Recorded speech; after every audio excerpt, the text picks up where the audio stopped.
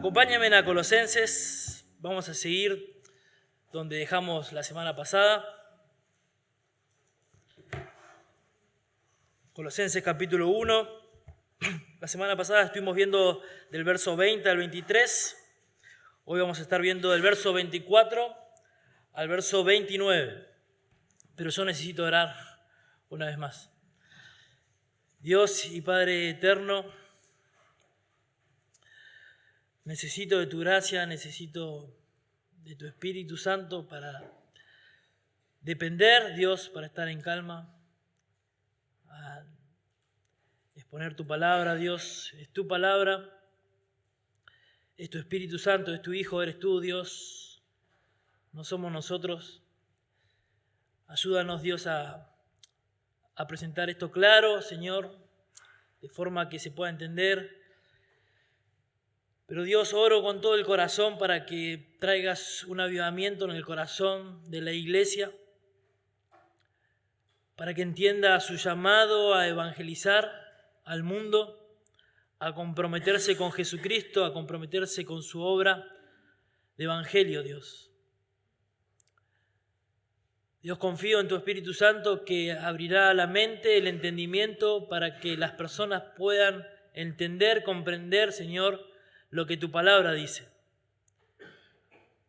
Oro, Dios, para que tu palabra poderosa quebrante el corazón y que hoy salgamos humillados, Dios, y animados a cumplir con tu propósito de evangelizar al mundo, Dios. A eso nos llamaste. Dios, vuélvenos a ti de todo corazón. Te lo pedimos en el nombre de Cristo Jesús. Amén.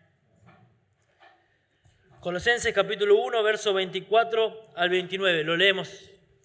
Dice así la palabra de Dios. Ahora me gozo en lo que padezco por vosotros y cumplo en mi carne lo que falta de las aflicciones de Cristo por su cuerpo, que es la iglesia, de la cual fui hecho ministro según la administración de Dios que me fue dada para con vosotros, para que anuncie cumplidamente la palabra de Dios, el misterio que había estado oculto desde los siglos y edades, pero que ahora ha sido manifestado a sus santos, a quienes Dios quiso dar a conocer las riquezas de la gloria de este misterio entre los gentiles, que es Cristo en vosotros, la esperanza de gloria, a quien anunciamos, amonestando a todo hombre y enseñando a todo hombre en toda sabiduría, a fin de presentar perfecto en Cristo Jesús a todo hombre, para lo cual también trabajo, luchando, según la potencia de Él, la cual actúa poderosamente en mí.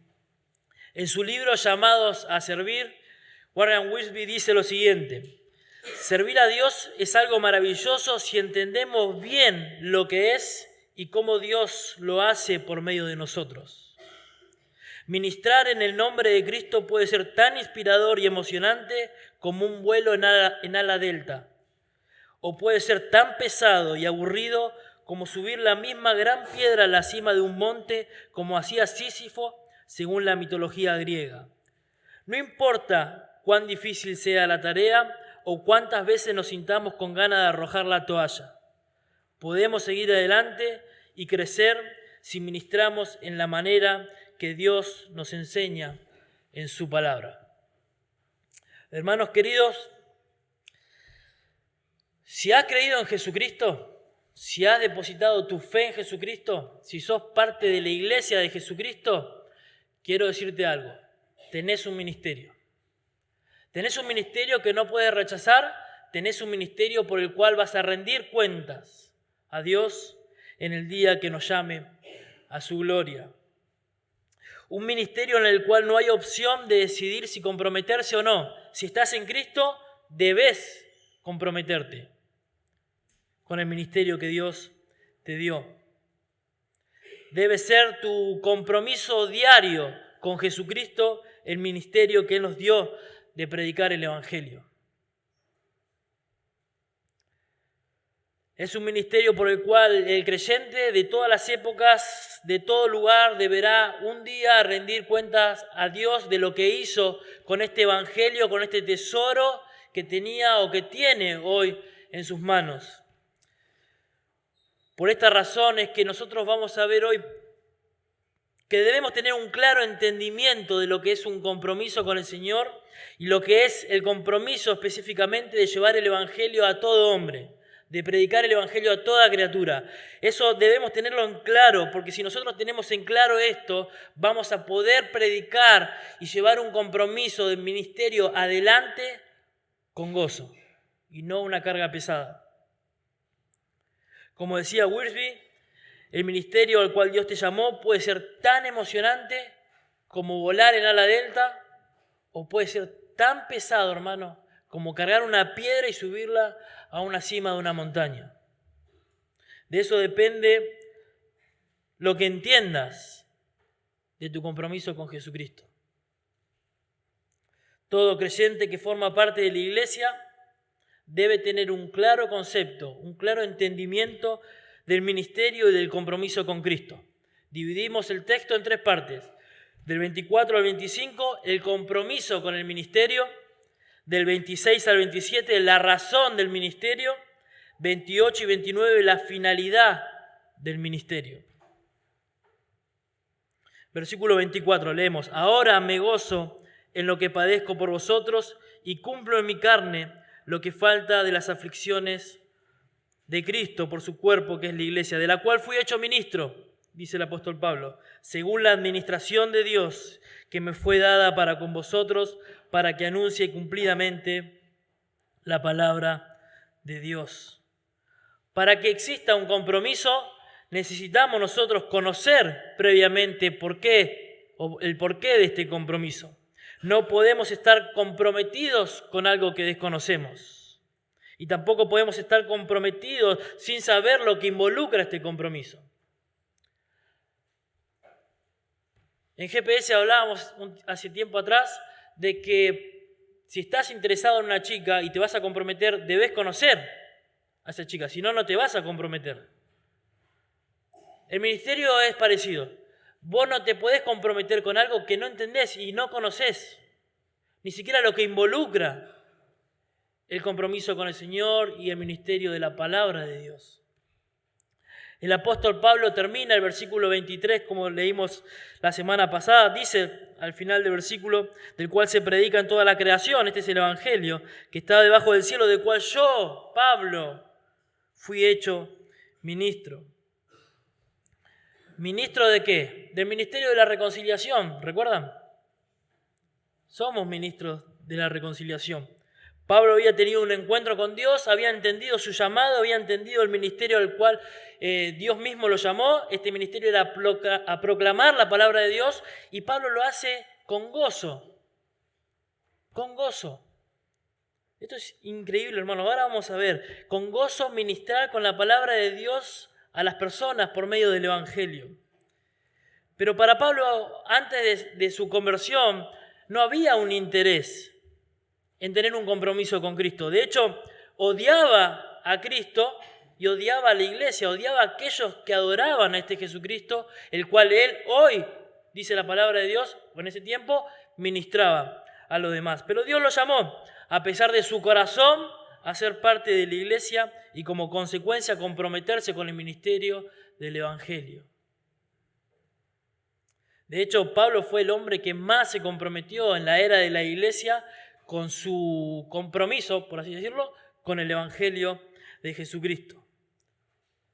Él no se ofreció voluntariamente, Dios lo llamó, Dios lo restauró, Dios lo reconcilió para que prediquen las buenas nuevas. Hermano, este es tu ministerio. Este es el ministerio que Dios te llamó, si sos creyente, a cumplirlo con diligencia. No hay excusas. Todos son llamados. Cada uno, empezando de Nahuel hasta el final allá veo a Namá. Todos, cada uno, un día vamos a rendir cuenta delante de Dios de lo que hicimos con este tesoro que está en nuestras manos. Pablo nos recuerda un poco cómo fue este momento en que fue llamado al ministerio. Dice Hechos capítulo 26, 9 al 18. Un poco extenso, pero es necesario que lo leamos. Yo ciertamente había creído en mi deber hacer muchas cosas contra el nombre de Jesús de Nazaret, lo cual también hice en Jerusalén. Yo encerré en cárceles a muchos de los santos, habiendo recibido poderes de los principales sacerdotes, y cuando los mataron, yo di mi voto. Y muchas veces castigándolos en todas las sinagogas los forcé a blasfemar, y enfurecido sobremanera contra ellos, los perseguí hasta en las ciudades extranjeras.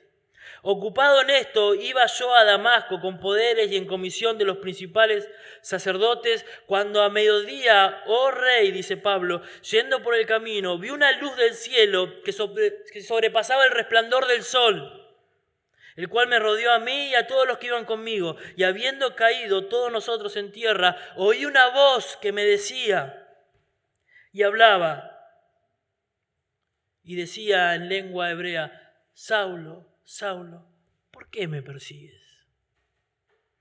Dura cosa te es dar coces contra el aguijón. Yo entonces dije, ¿quién eres, Señor? Y el Señor dijo, yo soy Jesús, a quien tú persigues. Pero levántate y ponte sobre tus pies. Escuchen bien, porque para esto he aparecido a ti, para ponerte por ministro y testigo de las cosas que has visto, de aquellas cosas que me apareceré a ti, librándote de tu pueblo y de los gentiles, a quienes ahora te envío, para que abras sus ojos, para que se conviertan de las tinieblas a la luz y de la potestad de Satanás a Dios, para que reciban por la fe que es en mí perdón de pecados y herencia entre los santificados. Para eso Dios salvó a Pablo, para que lleve el Evangelio, para que abra los ojos de aquellos que estaban ciegos, para traer a la luz a los que estaban en tinieblas, para arrebatarles prisioneros a Satanás y hacerlos prisioneros de Jesucristo. Pablo tuvo un conocimiento previo, Cristo mismo se le reveló, entonces fue llamado al ministerio. Él entiende este llamado, tiene un conocimiento del por qué ministrar y de hecho se goza en hacerlo. Preguntas que caben cuando nosotros leemos estos textos. ¿Has entendido tu llamado al formar parte de la iglesia? ¿Tu compromiso con el Señor está basado en conocerle o sobre qué está basado tu compromiso con el Señor? ¿Estás comprometido con el Señor y su causa?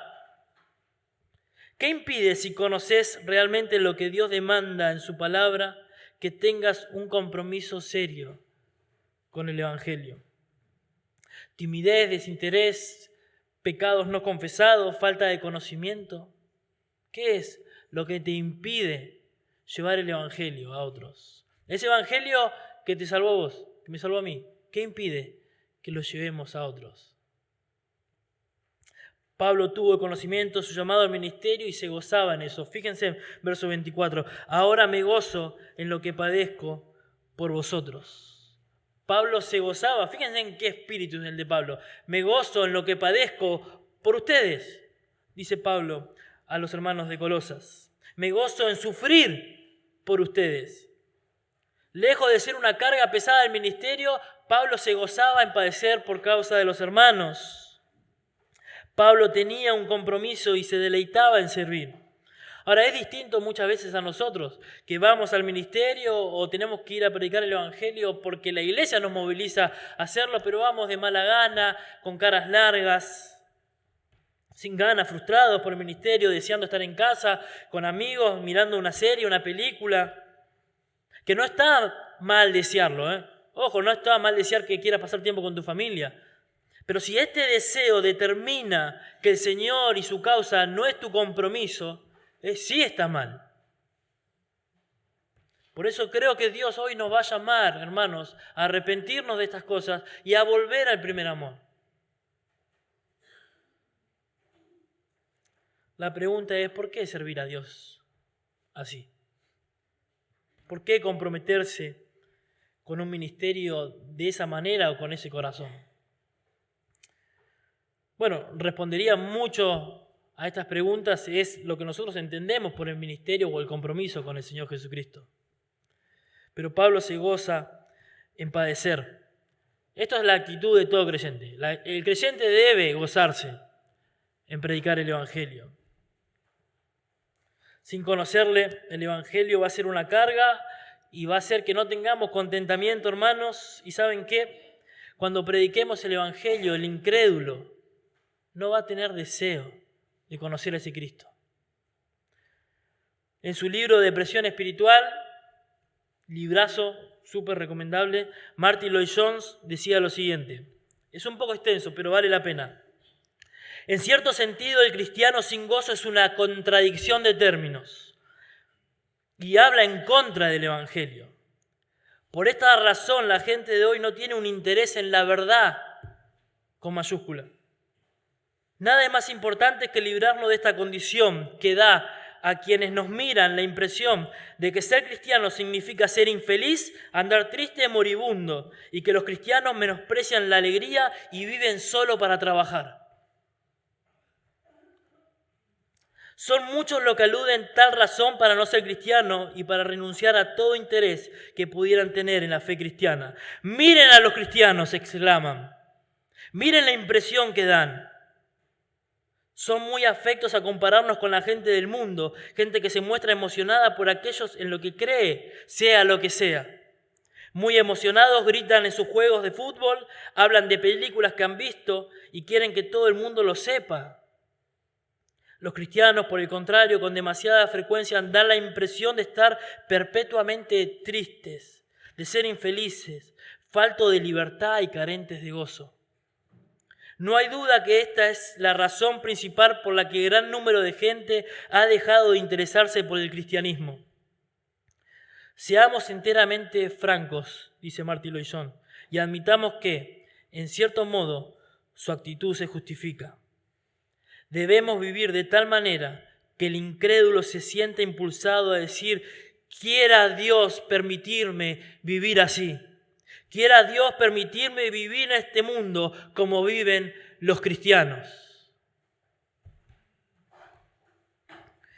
Cuando el creyente vive la vida cristiana como si fuera una carga, le está diciendo por sus hechos al incrédulo que no vale la pena ser cristiano.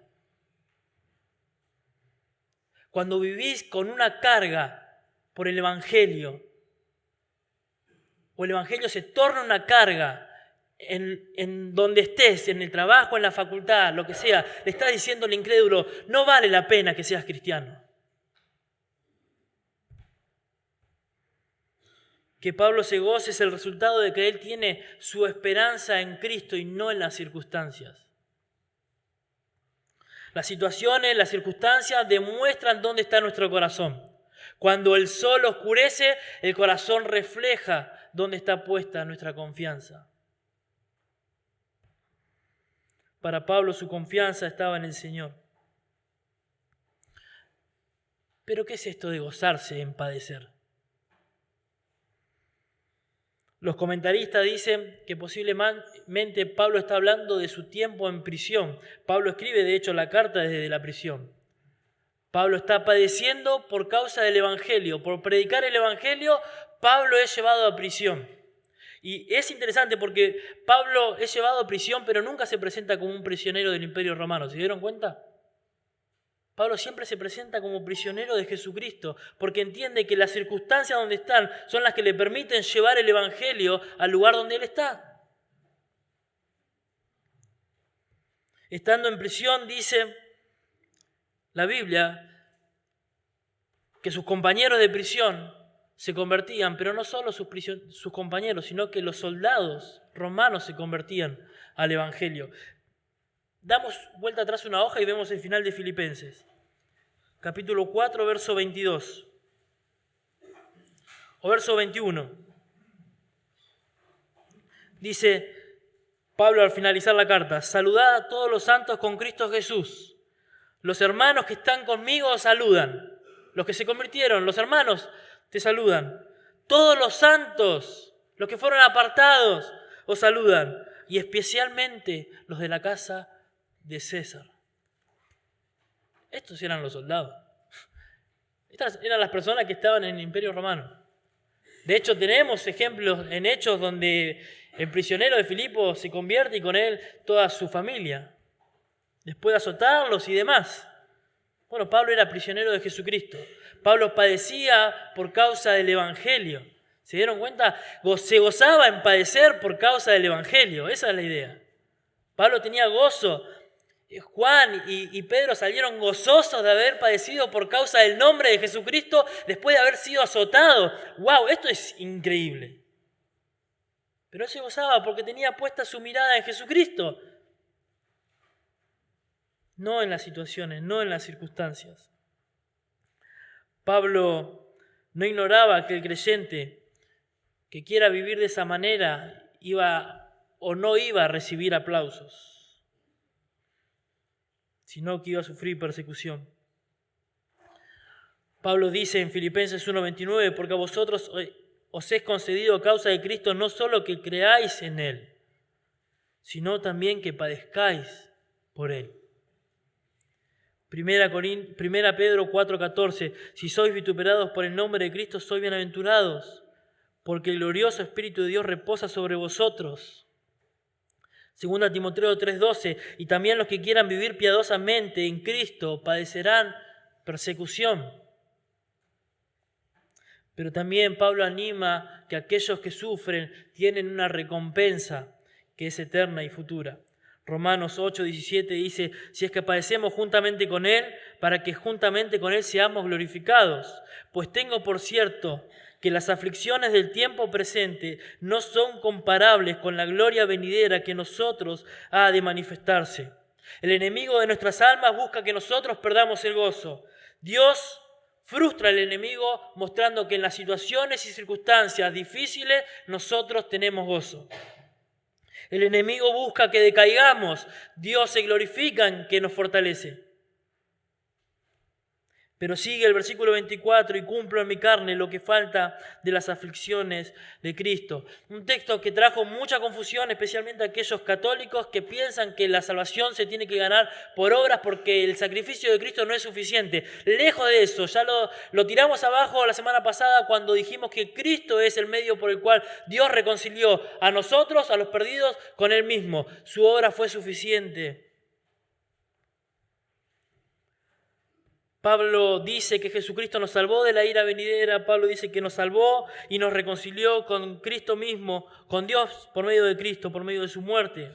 El sufrimiento de Cristo fue suficiente y no necesitamos agregar nada más a la cruz. Dejamos ahí. Solamente Cristo salva. Pero ¿qué tiene que ver esta frase entonces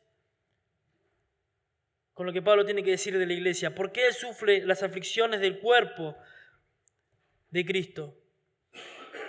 Bueno, vamos a los que saben. William Hendrickson dice en su comentario, Pablo está convencido del hecho de que sus padecimientos son para el beneficio del glorioso cuerpo de Cristo, la iglesia.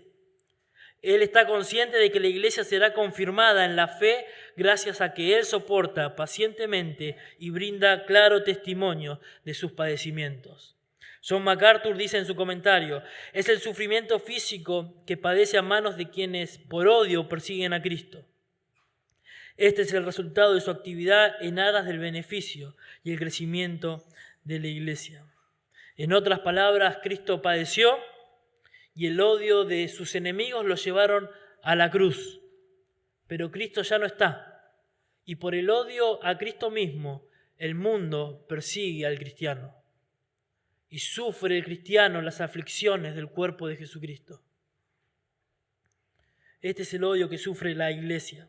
Si Cristo hoy mismo estuviera con nosotros, hoy mismo el mundo querría crucificarlo nuevamente. Pero como no está, el cristiano que adora a Jesucristo sigue con esa persecución, sigue padeciendo por causa de Jesucristo. El creyente y el todo que viva comprometido con Jesucristo, hermanos, créanme, por lo que dice la Biblia, no va a recibir aplausos. Todo lo contrario, hostilidad, odio, rechazo. Con Isabela estamos tratando ese tema en su colegio. Ella ya a los 6 años oramos con Raque todo el tiempo para que ellos sean salvos, pero empezó a hablarle a sus compañeritos. De alguna manera, pero empezó. Y vino contenta a casa. Y hablando con ella le dijimos, hija, mirá, es muy posible que tus compañeritos no quieran estar con vos porque les hables de Jesús. Entonces nosotros ya lo vamos preparando a eso, que es lo que enfrenta el cristiano. Pero hija, para eso tenemos la iglesia. tus amiguitos que vas a empezar a formar en el CNC, estando con ellos, con la iglesia, con los que te van a escuchar, con los que te van a entender. Pero hay un rechazo a aquel que va a predicar el Evangelio. Hermano, si predicaste el Evangelio una vez, no puedes mentir que recibiste rechazo, o no te quieren escuchar, o entregas un folleto, ¿y de qué es? Habla de Dios. No, gracias. Y te da vergüenza, no tenés ganas de hacerlo. Pablo estaba dispuesto a padecer por eso. Dice en 2 Corintios 11, 23 al 28, ¿son ministros de Cristo? Como si estuviera loco hablo, dice Pablo. Yo más, en trabajos más abundantes, en azotes sin número, en cárceles más, en peligro de muerte muchas veces. De los judíos 5 veces he recibido 40 azotes. Paréntesis, la ley decía que todo aquel que cometía un delito debía ser castigado por azotes si era del pueblo judío. Pablo recibió 5 azotes y 3 por parte de los gentiles. Los azotes eran dados 13 en su pecho, 26 en sus espaldas. 5 veces. Pablo podría haber rechazado esto.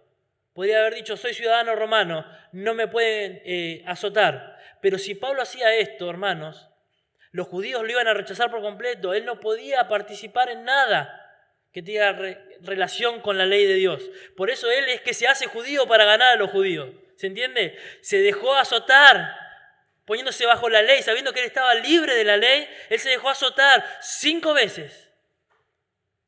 40 veces menos 1. 3 veces he sido azotado con vara. Una vez apedreado. ¿Recuerdan que lo sacaron de la ciudad pensando que estaba muerto después de apedrearlo? 3 veces he padecido naufragio. Una noche y un día he estado como náufrago en alta mar, en caminos muchas veces, en peligro de ríos, peligro de ladrones, peligro de la dominación, peligro de los gentiles, peligros en la ciudad, peligros en el desierto, peligros en el mar, peligro entre falsos hermanos, en trabajo y fatiga, en muchos desvelos, en hambre y sed, en muchos ayunos, en frío, en desnudez. Y además de otras cosas, lo que sobre mí se agolpa, el peso mayor que tengo, que lo cargo sobre mis espaldas. Cada día la preocupación por todas las iglesias, dice el apóstol Pablo.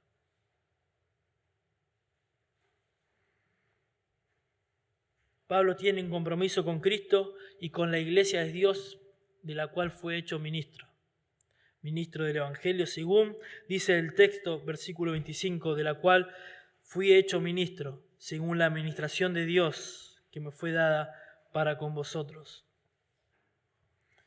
Dios le encargó este ministerio, un ministerio el cual lo iba a llevar a sufrir como ministro del Evangelio, con el propósito de ¿qué? De llevar la palabra de Dios.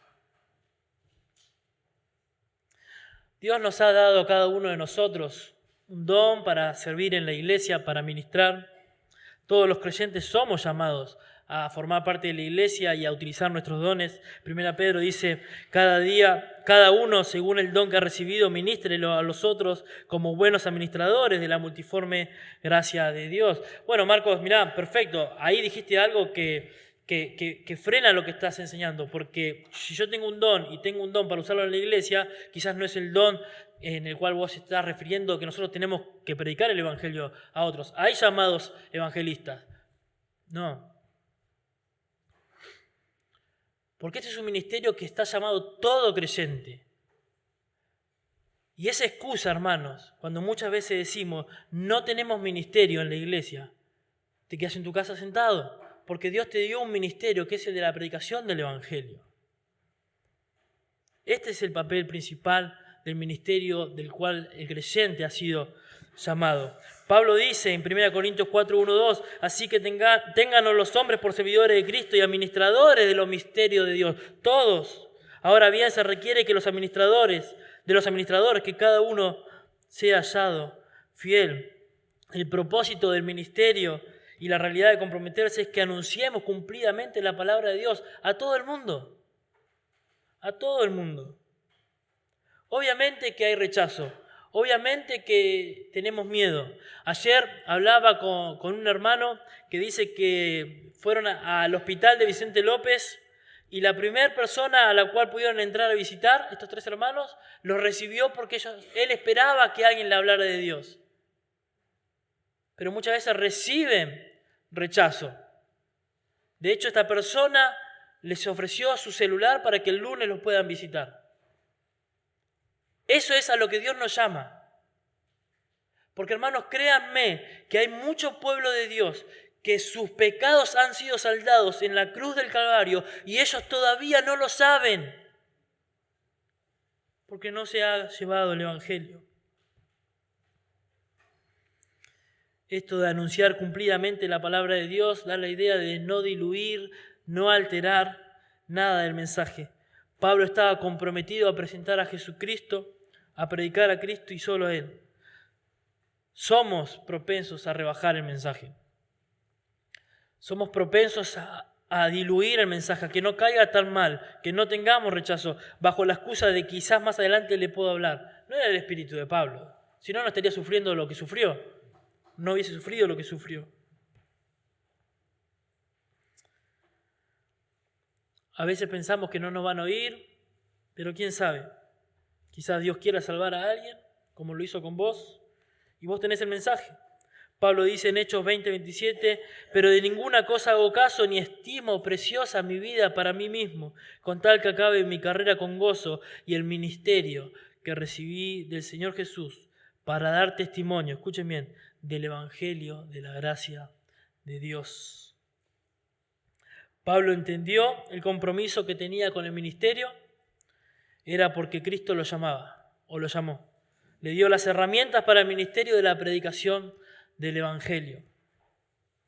Entonces, para estar comprometidos con el ministerio debemos nosotros primero conocer qué es esto del compromiso, qué es esto del llamado que Cristo nos hizo a nosotros y el compromiso de predicar fielmente la palabra de Dios. Nos comprometemos con el ministerio porque Dios nos hizo administradores de la iglesia para predicar su palabra. Dice verso 25, para que anuncie cumplidamente la palabra de Dios, la razón del ministerio, el misterio que había estado oculto desde los siglos y edades, pero que ahora ha sido manifestado a sus santos, a quienes Dios quiso dar a conocer las riquezas de la gloria de este misterio entre los gentiles, que es Cristo en vosotros, la esperanza de gloria. Esta es la razón por la cual Pablo ama el ministerio. Es porque Dios reveló el misterio que estaba oculto por siglos. Y este misterio que es Cristo en vosotros, la esperanza de gloria. Ese es el misterio por el cual Pablo está entregado y quiere presentarlo a todo el mundo. Realmente es hermoso, hermano, porque ahora empieza uno a entender por qué Pablo se goza en sufrir.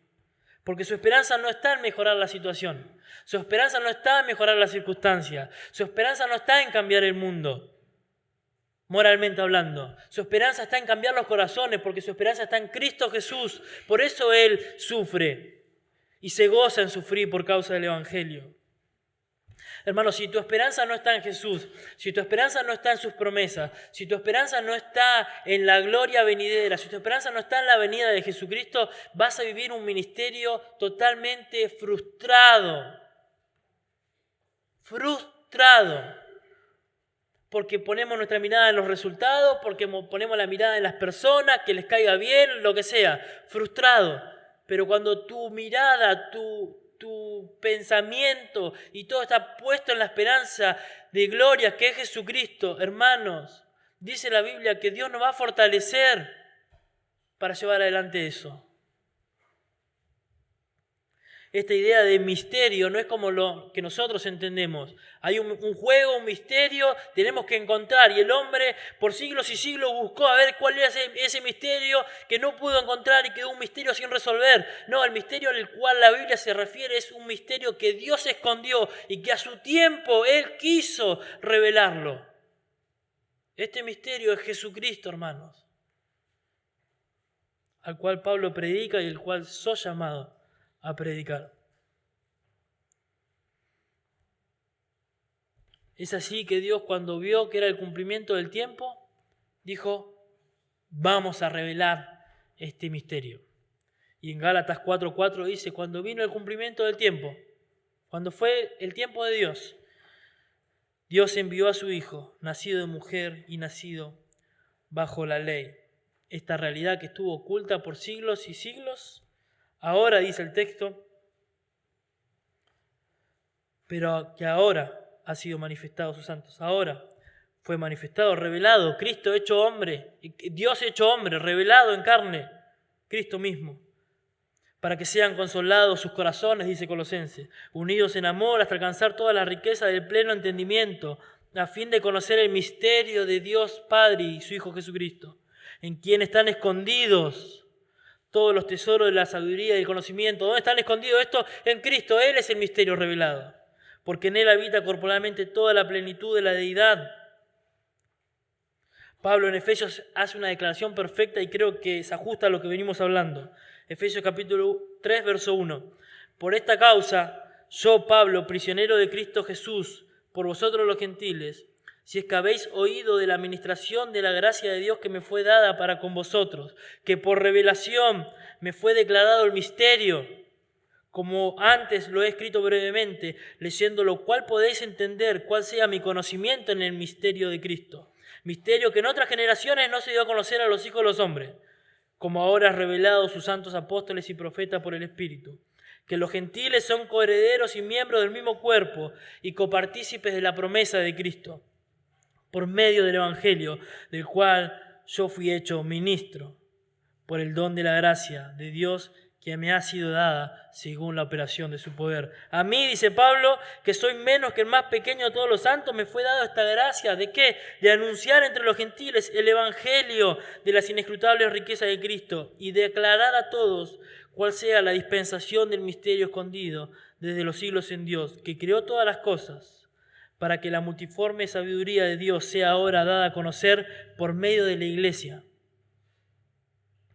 a los principados, potestades en los lugares celestiales, conforme al propósito eterno que hizo en Cristo Jesús, Señor nuestro, en quien tenemos seguridad y acceso con confianza por medio de la fe en Él. Por lo cual pido que no desmayéis a causa de mis tribulaciones por vosotros, las cuales son vuestra gloria. Este misterio no se descubrió por la capacidad del ser humano, sino que Dios lo reveló y hizo a los creyentes embajadores de este misterio.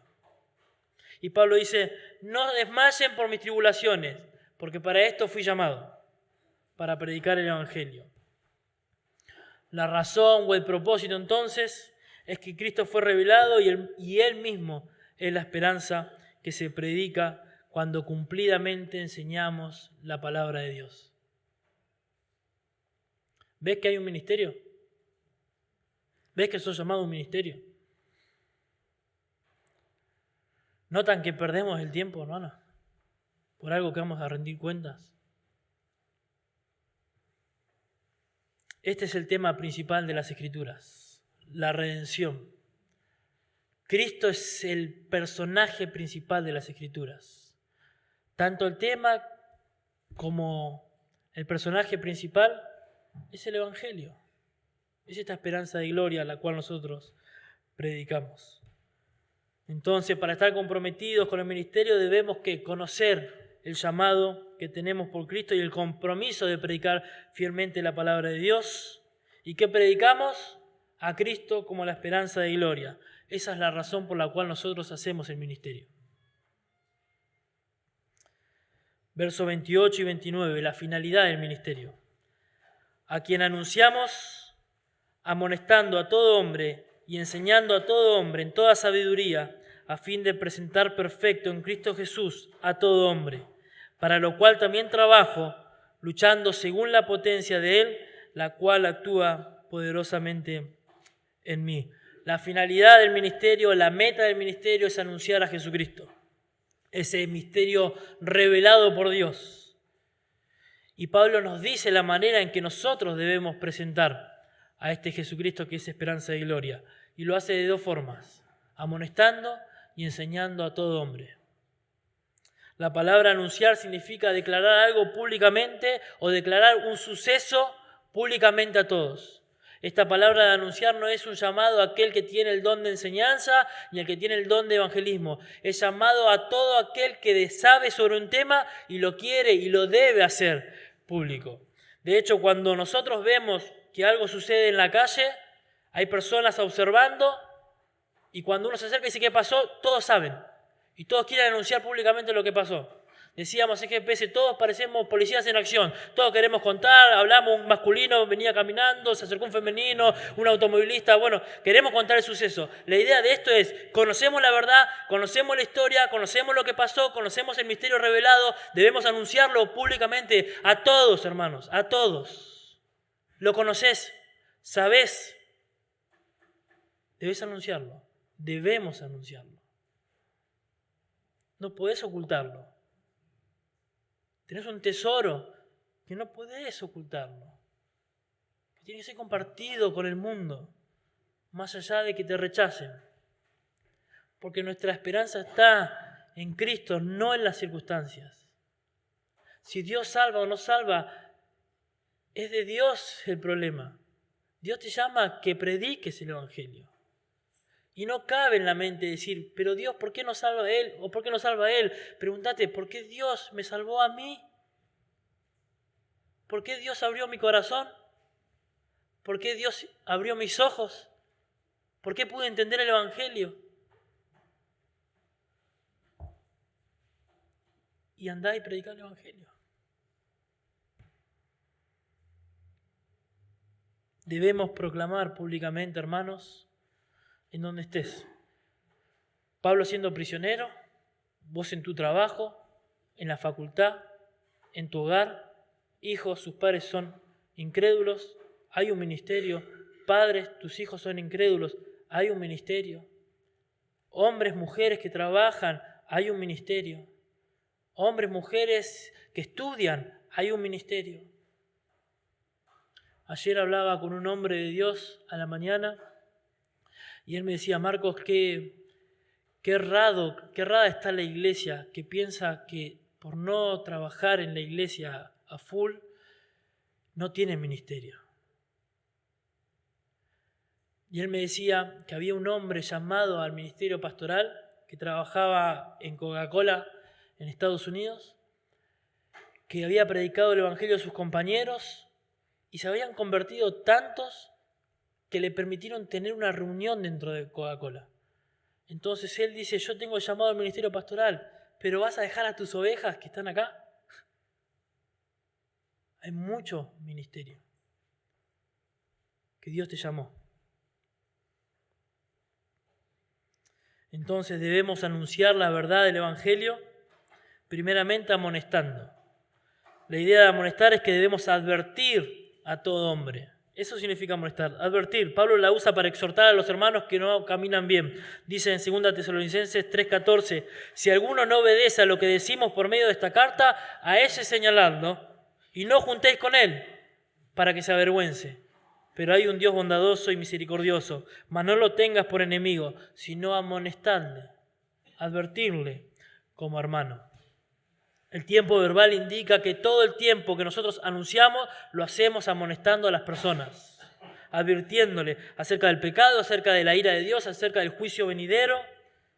En todo momento es el ministerio que Dios nos llamó. Advertir. Pablo dice en Hechos 20:31, la manera en que él lo hace, por 3 años de noche y de día no he cesado de amonestar con lágrimas a cada uno. Entonces anunciamos a Cristo amonestando a todo hombre, no a algunos, sino a todos. Pero también anunciamos a Cristo enseñando a todo hombre. La enseñanza es el por qué amonestamos. Es decir, la amonestación debe tener una razón de ser, una razón que debe ser explicada. Nosotros debemos explicar por qué advertimos a los hombres a que se arrepientan de sus pecados. Si no, queda inconclusa ahí la confrontación. Como creyentes, lamentablemente, a veces solemos solamente advertir. Dios va a castigar el pecado. ¿Sos pecador? Dios va a castigar el pecado. No, pero, y entramos en un debate en el trabajo por esto, sin enseñar por qué lo hacemos. ¿Por qué advertimos? Esta palabra enseñar nos habla de explicar el suceso público que nosotros entendemos o sabemos, conocemos y queremos enseñarlo. No solo advertimos, sino que explicamos. La palabra de Dios dice en Colosenses 3:16 que more en abundancia en vosotros, enseñando y exhortando, amonestando unos a otros en toda sabiduría. El Señor mismo dijo la manera en que se debe predicar el Evangelio.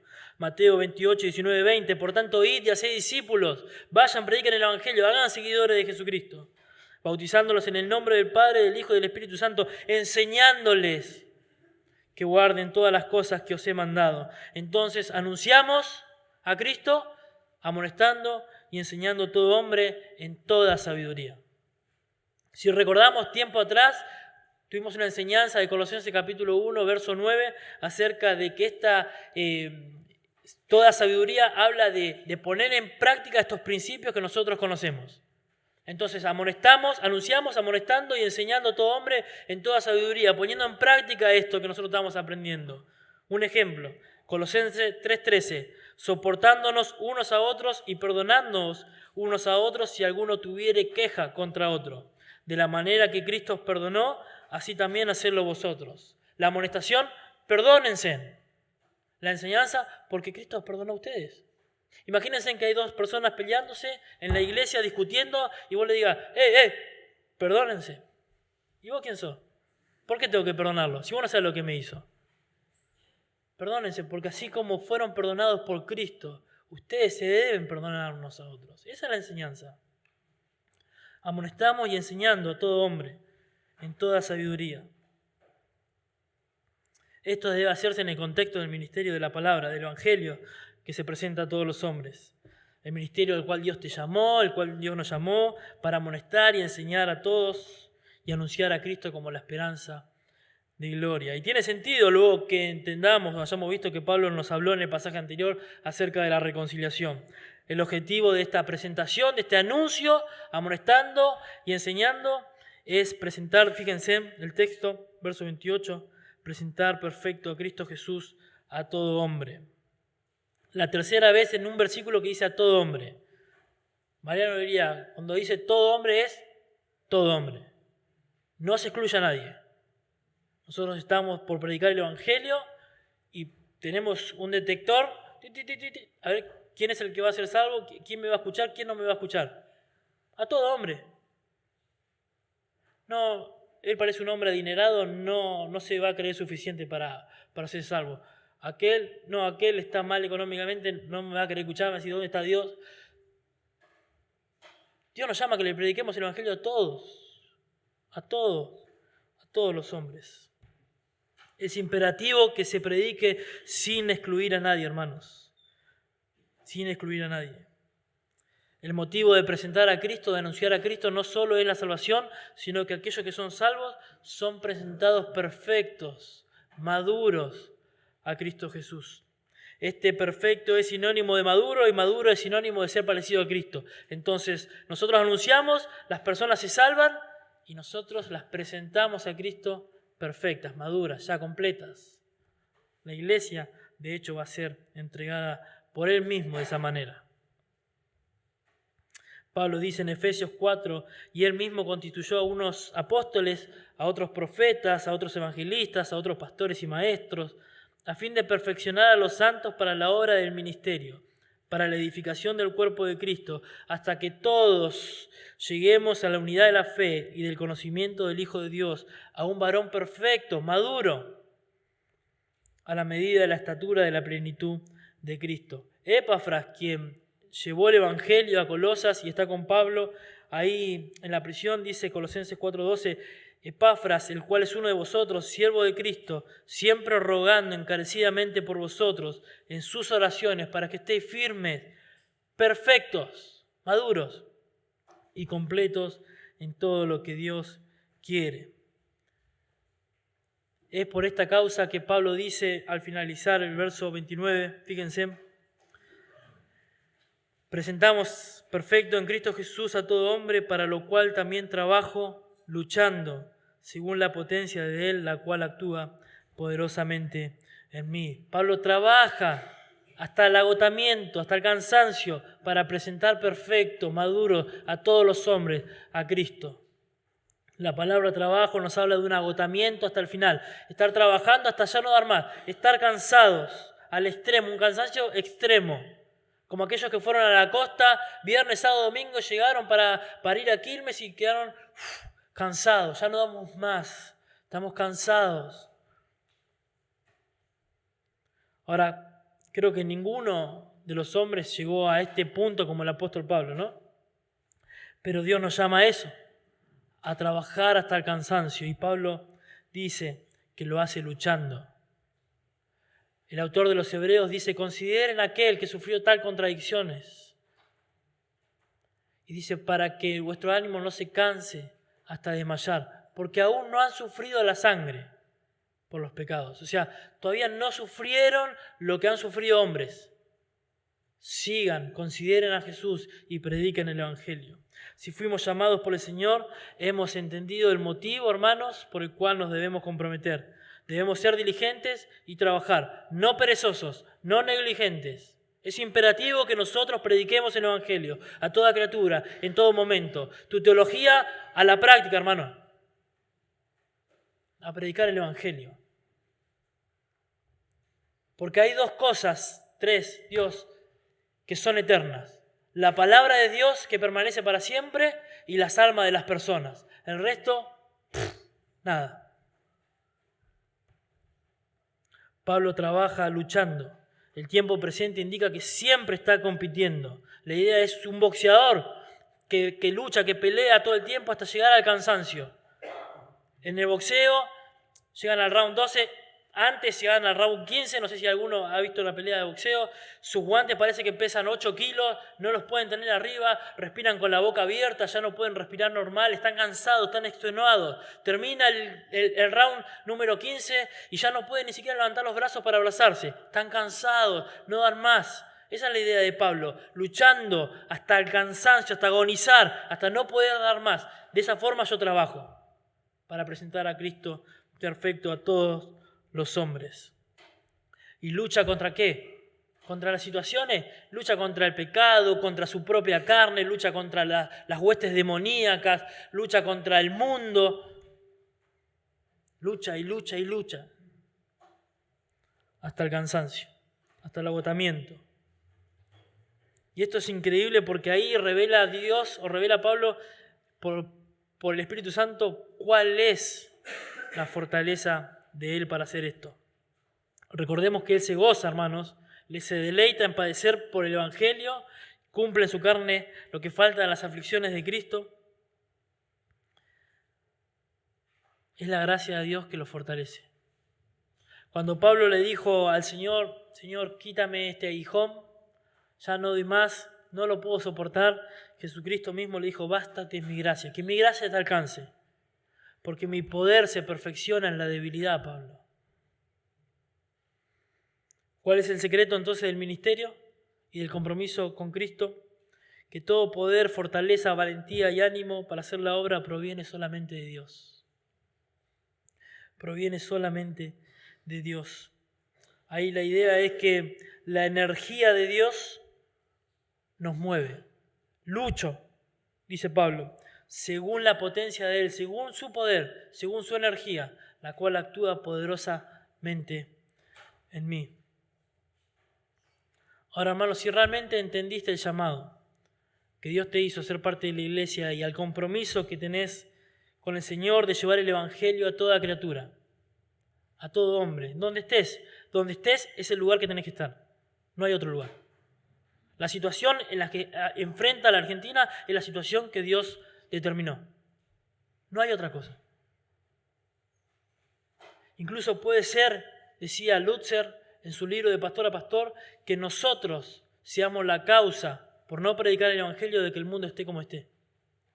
Cuando Jonás huyó de Dios por no predicar el Evangelio a Nínive, ¿qué pasó? Se levantó una tormenta. ¿Qué tenían que ver los marineros con eso? Estaban muriendo. El barco se estaba destrozando. Y Dios arrojó a los marineros y tranquilizó las aguas. No, Dios arrojó a Jonás. Vos no fuiste a predicar el Evangelio. Por eso estamos en la situación en que estamos. Hermanos, hay un llamado a cambiar los corazones por medio del Evangelio. No es un sistema, no es lo que fuere que puede cambiar el mundo, porque el único que puede cambiar el corazón es Dios y su palabra. El resto nada. Si nosotros ponemos nuestra mirada en Cristo Jesús, en la esperanza, la situación y las circunstancias van a traer gozo, porque descansamos en Dios y en su soberanía. Pregunto para terminar, ¿estás dispuesto a comprometerte hoy con la causa del Señor y de su Evangelio? ¿Perdiste el tiempo? ¿Perdimos el tiempo? Hay misericordia en Dios en que te arrepientas, y que pidas perdón y que vuelvas a aquel momento en que fuiste salvo. ¿Te acordás? ¿Recordás ese momento? Que fuiste salvo y que no podías parar de cantar, de querer leer la Biblia, de querer hablarle al mundo de Cristo, que repartías folletos, que le hablabas a tus compañeros, a tus vecinos, y que eso se perdió. Dios te llama nuevamente a que lo hagas, que vuelvas arrepentido, y Dios es fiel para perdonar, hermanos. Pero si no luchás con esto, si no te interesa, hermanos, Dios llama a que te examines y que examines tu fe. Porque como vimos la semana pasada, Cristo mismo murió y te reconcilió con Él mismo. Su sacrificio alcanzó, su muerte expiatoria, sustitutoria. Él tomó tu lugar, Él cargó tus pecados, Él los entregó y los quitó para que vos puedas ser parte de esa familia. Dios te llama hoy que te comprometas con el Evangelio, con su causa. Y no te engañes, tenés un ministerio y debes cumplirlo. 2 minutos, oramos ahí, arreglamos nuestras cuentas con Dios y hermanos, Cristo es la esperanza de gloria. Cristo es el único que te puede dar la fuerza para hacerlo. Pero si no, en tu corazón, arrepentite y cree en el Evangelio.